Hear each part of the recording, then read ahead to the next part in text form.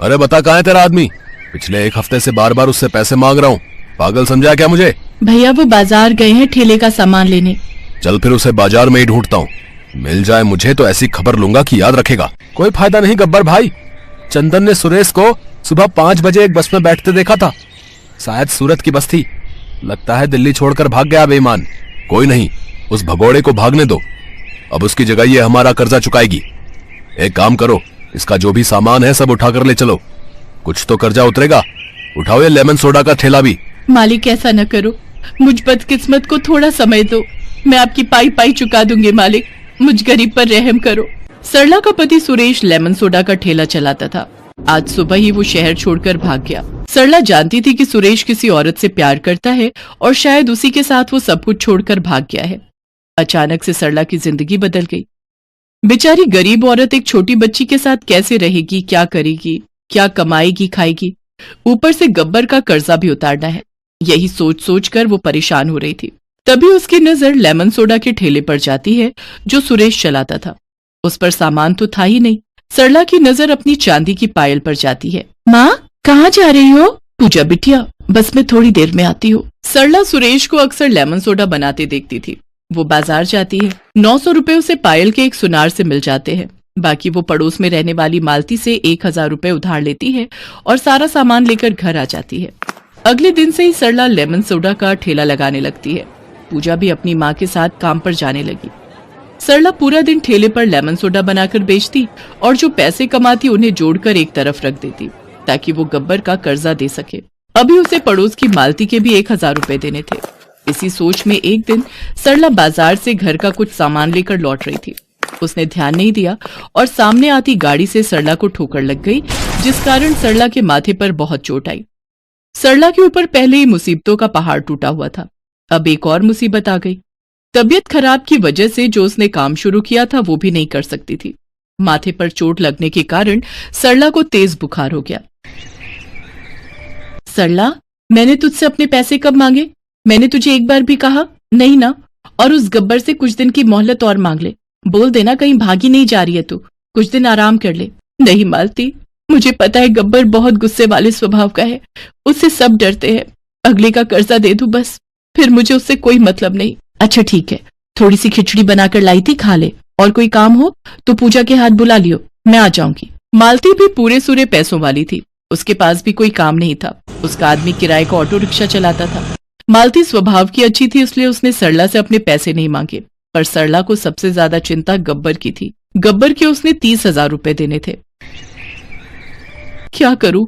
काम पर जाना भी बहुत जरूरी है। 2 दिन बाद गब्बर अपने पैसे लेने आ जाएगा। अरे पूजा, तू कहाँ जा रही है बिटिया? माँ, मैं लेमन सोडा बेचने जा रही हूँ।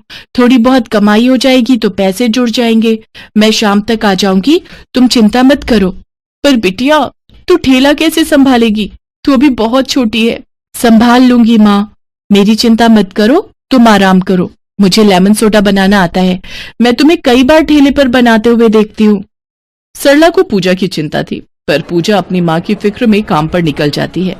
लेमन सोडा ले लो, गर्मी में ठंडा ठंडा लेमन सोडा। दीदी, मुझे भी एक लेमन सोडा देना। अभी देती हूँ। पूजा बच्चों को लेमन सोडा बनाकर देने लगती है। तभी वो देखती है कि एक बुजुर्ग आदमी पैदल चलते हुए जमीन पर गिरकर बेहोश हो गए थे। ये बूढ़े अंकल को क्या हो गया? ये तो कुछ बोल ही नहीं रहे। हेलो हेलो, कौन बोल रहा है? सुनिए, कौन है? आंटी जी, अंकल बेहोश हो गए हैं। मैंने आपका फोन उठाया है। मेरे ठेले के पास अंकल बेहोश हो गए थे। पूजा की बात सुनकर वो औरत वहां पहुंचती है और पूजा की मदद से अपने पति को डॉक्टर के पास ले जाती है। पूजा वापस अपने ठेले पर आ जाती है और काम करने लगती है। घर आकर पूजा सरला को आज की सारी बात बताती है। पूजा, ये तूने बहुत अच्छा किया, किसी की जान बच गई, ये बहुत अच्छी बात है। समय रहते उन बूढ़े बाबा को डॉक्टर के पास ले गए। पर पूजा बिटिया, तू रोजाना इतना भारी ठेला लेकर कैसे काम पर जाएगी? बच्ची, मुझे थोड़ा ठीक होने दे, फिर मैं चली जाऊंगी। माँ, चिंता मत करो, मैं सब कुछ संभाल रही हूँ। तुम पहले पूरी तरह ठीक हो जाओ, फिर तुम काम कर ले। अगले दिन पूजा फिर से काम पर जाती है तो वो बूढ़े व्यक्ति को वहीं खड़ा देखती है। अरे बाबूजी, अब आपकी तबीयत कैसी है? मैं ठीक हूँ बिटिया। अब इतनी प्यारी और समझदार बच्ची ने मेरी मदद की, तो मुझे ठीक तो होना ही था। और फिर बूढ़ा शरीर है, तबीयत खराब तो लगी ही रहती है। पर मैं ये देख रहा हूँ, इतनी छोटी सी बच्ची इतना बड़ा काम संभाल रही है। जीती रहो बेटी, तुम बहुत समझदार हो। पर तुम्हारे माता पिता कहाँ हैं? क्या तुम अकेले ही ये सब संभालती हो बेटिया? पूजा उन बूढ़े व्यक्ति को अपने बारे में बताती है, जिसे सुनकर वो बूढ़ा व्यक्ति भी बहुत भावुक हो जाता है। तभी गब्बर पूजा के ठेले पर आ जाता है। कहाँ है तेरी वो माँ? वो तो कह रही थी कि मेरा कर्जा चुका देगी। घर गया तो घर पर ताला लगा हुआ था, मुझे लगा यहाँ ठेले पर होगी। अंकल, माँ दवाई लेने गई होगी। माँ की दवाई खत्म हो रही थी, वो पड़ोस वाली मालती आंटी के साथ गई होगी। माँ की तबीयत ठीक नहीं है, उनका एक्सीडेंट हो गया था, उनको चोट आई थी, इसलिए आजकल ठेले पर मैं ही काम कर रही हूँ। बस थोड़े दिन और रुक जाओ, अभी बस थोड़े से ही पैसे जुड़े हैं। ला फिर दे, जो भी पैसे तूने कमाए ला मुझे दे। 1 मिनट भाई, ये क्या तरीका है छोटी बच्ची से बात करने का? जब वो कह रही है कि कुछ दिनों बाद तेरे पैसे दे देगी, तो तू जबरदस्ती क्यों कर रहा है? बुलाऊं पुलिस को? शायद तू जानता नहीं है, मेरा बेटा इस शहर का बड़ा वकील है, अभी तुझे अंदर करवा देगा। एक बच्ची के साथ इस तरह से जोर जबरदस्ती करने के लिए। अरे तो अपने पैसे नहीं लूंगा क्या? कर्जा लिया था इसके बाप ने मेरे से 30,000 रुपए, वो कौन देगा? तुम दोगे? तुम कौन लगते हो इसके? दादा लगते हो या नाना लगते हो? अरे तो तेरा कर्जा तुझे मिल जाएगा। पर किसी मजबूर इंसान से इस तरह पेश आते हैं क्या? तो रुक जरा, मैं तेरा हिसाब अभी करता हूँ, उसके बाद तू नजर मत आना यहाँ पर, इस बच्ची के आसपास भी। नंबर बोल अपना, तेरे अकाउंट में अभी पैसा भेजता हूँ। गब्बर अपना अकाउंट नंबर देता है और वो बूढ़ा व्यक्ति उसके अकाउंट में 30,000 रुपए भेज देता है। गब्बर चुपचाप वहाँ से चला जाता है। पूजा रो रही थी क्योंकि वो घबरा गई थी। तभी उस बूढ़े व्यक्ति की पत्नी भी वहाँ आ जाती है। जानकी, कैसे कैसे लोग हैं, जरा भी गरीबों पर रहम नहीं करते। बेचारी, इसकी क्या गलती है? इसका पिता गलत निकला तो मुझे बड़ा तरस आ रहा है जानकी इस छोटी बच्ची को देखकर। इस मासूम के लिए कुछ करना चाहिए। तुम ठीक कह रहे हो जी, कितनी मासूम बच्ची है। चुप हो जा बेटी, रो मत। बाबूजी, आपने उन अंकल को पैसे देकर सचमुच माँ की बहुत बड़ी परेशानी दूर कर दी। अंकल, आप घर चलो, मैं आपको माँ से मिलवाऊंगी। बूढ़ा व्यक्ति अपनी पत्नी के साथ पूजा के घर जाता है। सरला को जब पता चलता है कि गब्बर का सारा कर्जा उन्होंने दे दिया है, तो वो हाथ जोड़कर रोने लगती है। साहब, मालकिन, आप हम माँ बेटी के लिए भगवान का रूप बनकर आए हो। आप जैसे मददगार फरिश्ते इस दुनिया में बहुत कम होते हैं। मैं मेहनत करके आपको थोड़े थोड़े पैसे लौटा दूंगी साहब। नहीं सरला, पैसे लौटाने की कोई जरूरत नहीं है। तुम आराम से अपना काम करो, अपनी बेटी को पढ़ाओ लिखाओ और खूब काबिल बनाओ, ताकि ये बड़ी होकर अपने पैरों पर खड़ी हो सके, नौकरी करे, अच्छे पैसे कमाए। बस सारी परेशानियां अपने आप दूर हो जाएंगी। एक काम करो, तुम्हारी तबीयत ठीक हो जाए तो तुम मुझसे आकर मिलना। सदर बाजार में मेरी एक दुकान है, तुम ठेले की जगह लेमन सोडा की दुकान खोल सकती हो। फिर तुम्हें इधर उधर घूमना भी नहीं पड़ेगा। बस अपनी दुकान पर आओ, पूरा दिन दुकान पर बैठो और शाम को ताला लगाकर घर आ जाओ। दुकान रहेगी तो तुम्हारी कमाई भी अच्छी होगी। पर एक शर्त पर मालिक, आपको मुझसे दुकान का किराया लेना होगा। पहले ही आपने मेरे लिए बहुत कुछ किया है, वो बहुत है मेरे लिए। और फिर कुछ समय बाद सरला जब ठीक हो जाती है तो वो सदर बाजार में लेमन सोडा की दुकान खोल लेती है। दुकान खोलने से उसकी कमाई बहुत अच्छी होने लगी थी। सरला ने पूजा को स्कूल में डाल दिया। अब पूजा स्कूल जाने लगी। सरला की छोटी सी जिंदगी उसकी बेटी का भविष्य बनाने में गुजरने लगी, और ये सब उन नेक दिल बूढ़े व्यक्ति और उनकी पत्नी के कारण हुआ था। सरला मालती के भी उधार के पैसे लौटा देती है, क्योंकि उसने भी बुरे वक्त में सरला की बहुत मदद की थी।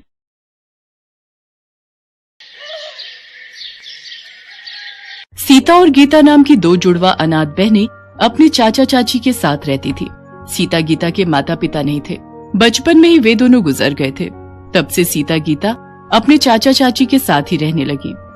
पर उन बेचारी अनाथ बच्चियों की चाची चंचला बहुत ही बुरी थी। वो उन दोनों को बिल्कुल नौकरानियों की तरह ही रखती थी। कहाँ रह गई दोनों? कितनी देर की बाजार से सामान लेने गई हुई हो, अब आ रही हो? चाची, रास्ते में तेज बारिश हो गई थी, इसलिए देर हो गई। ये चीनी गीली कैसे हुई? जरूर बारिश में थैली भिगोई होगी। चाची, राशन वाले भैया ने जो चीनी की थैली दी थी ना, वो फटी हुई थी, हमें पता नहीं चला, तभी चीनी में पानी चला गया। हमें माफ कर दो चाची। आज तुम दोनों की खैर नहीं, तुमने इतना नुकसान कर दिया। तुम्हारे माँ बाप हमारी छाती पर मूंग दलने के लिए तुम्हें दुनिया में छोड़ गए, खुद तो ऊपर चले गए और हमारे लिए मुसीबत छोड़ गए। चंचला, तुम्हें शर्म नहीं आती? बेचारी बच्चियों के साथ इतना बुरा व्यवहार करती हो। थोड़ा भगवान से तो डरो। अब तुम क्या चाहते हो? मैं मायके चली जाऊं? एक बार चली गई ना तो लौट कर नहीं आऊंगी, फिर ढूंढते रहना दूसरी। चंचला सीता गीता पर हमेशा ही हाथ उठाती रहती थी, जिस कारण वे दोनों बच्चियां रात के अंधेरे में सुबक सुबक कर रोती थी। एक रात दोनों ने घर छोड़ने का विचार किया। गीता, हम यहाँ नहीं रुकेंगे, चाची बहुत मारती है। हाँ हाँ सीता, तू ठीक कह रही है, हम कहीं दूर चले जाएंगे। सीता और गीता रात के अंधेरे में घर से निकल गई और चलते चलते एक पेड़ के पास रुक गई और उसी पेड़ के चबूतरे पर सो गई। अगली सुबह उनकी आंख खुली तो उन्होंने देखा सड़क पर लोग गुजर रहे हैं। बहुत से ठेले वाले वहां पर खड़े हैं। सीता, बहुत भूख लगी है, चल हम कुछ खाते हैं। पर गीता, हमारे पास पैसे नहीं है, बिना पैसों के हमें कोई भी खाने को कुछ नहीं देगा। एक बार पूछते हैं ना, शायद कोई दे दे। ठीक है, चला। भैया, आपके ठेले से कुछ खाने को दे दो, बहुत भूख लगी है। तुम दोनों के पास पैसे हैं? अरे देखो देखो, दोनों बहनें एक शक्ल की हैं, लगता है जुड़वा है। हाँ बिल्कुल, और लगता है दोनों अनाथ हैं। भैया, पैसे तो हमारे पास नहीं है। तो मुफ्त में तुम्हें क्या मिलेगा? पैसे लाओ तभी कुछ खाने को मिलेगा। ठेले वाला अभी दोनों को डांट ही रहा था कि तभी एक व्यक्ति वहां आता है। भीमा, इन बच्चियों को एक एक पराठा बना कर दे, मैं पैसे दे दूंगा। शुक्रिया अंकल। तुम दोनों कौन हो बेटा? अंकल, मेरा नाम सीता है और ये मेरी छोटी बहन गीता। हमारी चाची हमें बहुत मारती थी, इसलिए हमने घर छोड़ दिया। तुम्हारे माता पिता कहाँ हैं बच्चों? हमारे माँ बापू नहीं है अंकल, हम बचपन से ही अपने चाचा चाची के साथ रहते हैं। अच्छा अच्छा अच्छा, तो ये बात है। अच्छा भीमा, तेरे पास अभी नूडल्स के कितने पैकेट बचे हैं? 20 पैकेट और दे जाओ। बच्चों आओ, तुम मेरे साथ ऑटो रिक्शा में बैठ जाओ, ऐसे अकेले घूमना तुम्हारे लिए ठीक नहीं है बेटा। सीता और गीता उस व्यक्ति के साथ ऑटो में बैठ जाती है। उस व्यक्ति का नाम राजेश था। वो अपनी पत्नी के साथ मिलकर घर पर नूडल्स बनाने का काम करता था और नूडल्स के पैकेट बाजार में ठेले और रेस्टोरेंट वालों को सप्लाई करता था। सीता और गीता राजेश के साथ बातें कर रही थी, तभी राजेश के सीने में दर्द उठने लगा। क्या हुआ अंकल, आप ठीक तो हो? लगता है इनके दिल में दर्द उठा है, हमें इन्हें हॉस्पिटल ले जाना पड़ेगा। तो चलो अंकल, जल्दी से इन अंकल को हॉस्पिटल ले चलो। सीता गीता ऑटो वाले के साथ राजेश को हॉस्पिटल लेकर जाती हैं। ऑटो वाला राजेश को जानता था। वो राजेश की पत्नी को फोन करता है। वो भी तुरंत हॉस्पिटल पहुंचती है। कुछ घंटों के बाद राजेश को होश आता है। राजेश को डॉक्टर हार्ट में दिक्कत बताते हैं। राजेश सीता और गीता को पत्नी से मिलवाता है। अब कैसा लग रहा है जी? मैं ठीक हूँ संध्या, चिंता मत करो, ये सब तो जीवन में चलता ही रहता है। बाकी इन बच्चियों से मिलो, ये सीता गीता है। इधर आओ बेटा। ये दोनों बच्चियां तो देखने में बिल्कुल एक सी शक्ल की हैं। तुम दोनों जुड़वा हो? जी आंटी, मेरा नाम सीता है और ये गीता। अगले दिन डॉक्टर राजेश को छुट्टी दे देते हैं, पर पूरा आराम करने के लिए कहते हैं। राजेश को अपने काम की चिंता थी। वो परेशान था कि काम कैसे होगा। संध्या, माल बनाना, ले जाना, सब दुकानों पर डिलीवरी करना, ये सारे काम कैसे होंगे? सुनो, आपकी तबीयत पहले जरूरी है। पहले ठीक हो जाओ, तब तक हम जैसे तैसे गुजारा कर ही लेंगे। अंकल, आप चिंता मत करो, हम आंटी के साथ हैं, हम आपके काम को रुकने नहीं देंगे। सीता बिल्कुल ठीक कह रही है। अंकल आप आराम करो, हम आंटी के साथ आपके नूडल्स के ऑर्डर को पूरा करेंगे। और फिर ऐसा ही हुआ। संध्या नूडल्स बनाती और संध्या सीता और गीता के साथ दुकानों और ठेलों पर नूडल्स के ऑर्डर डिलीवर करने के लिए जाने लगी। एक दिन सीता संध्या से बोली, आंटी, जब हम नूडल्स के पैकेट तैयार कर सकते हैं तो क्यों ना हम अपना ही नूडल्स का एक स्टॉल खोलें। इससे कमाई ज्यादा होगी और हमारे खुद के बनाए हुए तरह तरह के नूडल्स बेचकर अच्छी कमाई कर सकते हैं हम। ये आइडिया तो हमारे दिमाग में कभी आया ही नहीं। कह तो तुम ठीक रही हो राजेश, मैं सोच रही हूँ सीता और गीता ठीक कह रही हैं। हम खुद के नूडल्स का स्टॉल खोलते हैं ना, शायद हमारी कमाई अच्छी हो जाए। ठीक है संध्या, पर बहुत मेहनत लगेगी। तुम्हें सुबह उठकर सारी तैयारी करनी पड़ेगी। स्टॉल पर सारा दिन खड़े होकर नूडल्स बेचने होंगे। क्या तुम ये कर पाओगी? मुझे बस आपका साथ चाहिए, और फिर मेरे साथ सीता और गीता जैसी इतनी प्यारी प्यारी बच्चियां भी तो हैं। और फिर संध्या ने सीता और गीता के साथ मिलकर अपने ही बनाए नूडल्स को तैयार करके बेचने के लिए एक स्टॉल किराए पर ले लिया। सीता और गीता जुड़वा बहनें थीं। लोग जब उन दोनों को स्टॉल पर संध्या के साथ नूडल्स बनाते देखते तो आश्चर्यचकित होते, और वो स्पेशली उनके स्टॉल पर नूडल्स खाने जरूर आते। धीरे धीरे ग्राहक उनके स्टॉल पर बढ़ने लगे और संध्या के नूडल्स स्टॉल की अच्छी कमाई होने लगी। संध्या, सीता और गीता दोनों बच्चियां मेरे लिए बहुत भाग्यशाली बनकर आई हैं। सचमुच तुम दोनों बच्चियां मेरे लिए बहुत लकी हो। राजेश की तबीयत में सुधार आ जाता है। अब वो नूडल्स के पैकेट की सप्लाई के साथ साथ अपने स्टॉल पर भी नूडल्स बनाने में संध्या और सीता गीता की मदद करने लगा, और वो सफलता को छूने लगा। एक दिन सीता गीता के चाचा ने उन्हें नूडल्स स्टॉल पर देख लिया। सीता, गीता, मैंने तुम दोनों को बहुत ढूंढा। मेरी बच्चियों, तुम घर छोड़कर क्यों चली गई? चाचा, हम चाची से मिले और दुख नहीं झेल सकती थी, इसलिए हमने घर छोड़ दिया। और चाचा, अब तो हमें माता पिता के रूप में अंकल आंटी भी मिल गए हैं। अब हम इन्हें छोड़कर कहीं नहीं जाएंगे। अब यही हमारे लिए सब कुछ है। सीता गीता की ये बात सुनकर राजेश और संध्या उन्हें गले लगा लेते हैं। आखिर उन अनाथ बच्चियों को माता पिता के रूप में राजेश और संध्या जो मिल गए थे, और फिर बच्चियों को आशीर्वाद देकर उनका चाचा आंखों में आंसू लिए चुपचाप वहां से चला जाता।